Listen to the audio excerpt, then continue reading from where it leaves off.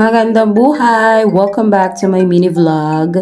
For today's video ay i-enroll na natin ang mga bata at manonood tayo ng basketball training ni Nia Kyle Villar. Thank you! Sobrang haba ng araw na to at sobrang init pero wala tayong magagawa dahil magulang tayo at tayo ay napakabait na magulang.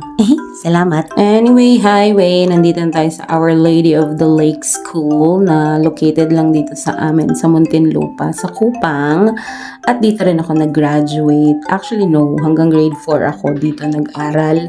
Kaya naman ang mga anak ko ay naka-avail ng maraming discount dahil nga ako ay alumni. To tell you honestly and obviously, actually mas excited pa ako sa mga anak ko kaysa excited silang pumasok. Hindi ko alam, I just feel that parang bumalik ako sa aking, ano tawag doon?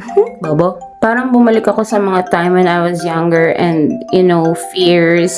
Charot. So, etong ang eksena na to ay pinapanood ko si Nia Kyle kung paano siya tumakbo-takbo, and unfortunately nadapa siya dito, but it's okay because it's part of growing up. Like, what the fuck? At sa mga meron pang mga magulang dyan na gustong i-enroll ang kanilang mga anak na edad ay 4 years old, please mag-enroll na kayo sa Our Lady of the Lake School para makapasok din si Tadashi kasi pag mag-isa siya, hindi siya pwedeng pumasok. Thank you! Anyway, highway, thank you so much kung umabot ka po sa video na to. Maraming salamat sa panonood. Piliin mo palagi maging masaya at huwag na huwag kang makalimot na magdasal sa ating Panginoon. Have a good day! Bye!